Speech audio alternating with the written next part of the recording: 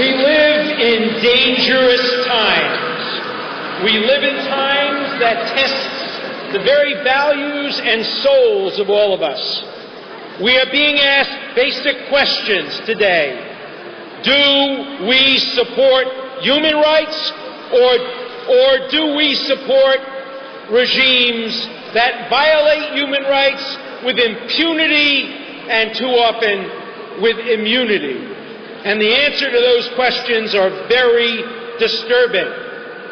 As someone who has taught and practiced human rights for half a century, I can represent to you here today that the worst human rights offender in the world today is the regime in Iran. You know and I know that they engage in mass executions of political dissenters, of gays, of religious dissidents. They are also the worst state sponsor of terrorism, responsible for thousands of murders of people all over the world.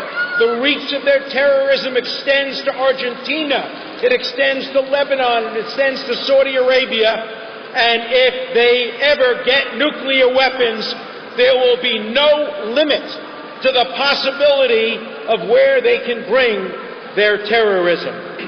They are the worst threat in the world today in terms of nuclear weapons.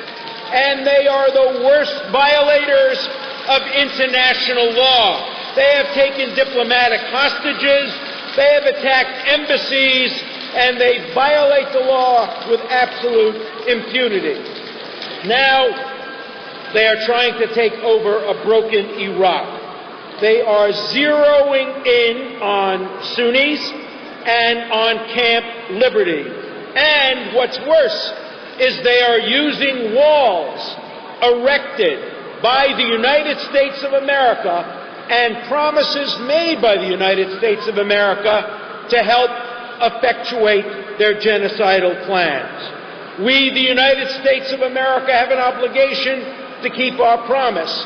And all of us here today from the United States are committed to making our country comply with its contractual obligations.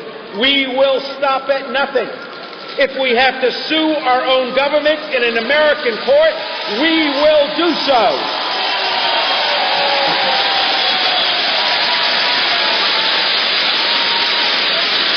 Patriotism to one's country includes making that country keep its moral promises. We must protect the most vulnerable, the most innocent. We must protect civilians, religious and political dissenters. We must not choose between tyrannies. We must always choose the innocent civilians to defend. We should today be bringing Iran's leaders into the dock of justice in front of the International Criminal Court. Instead, what we are doing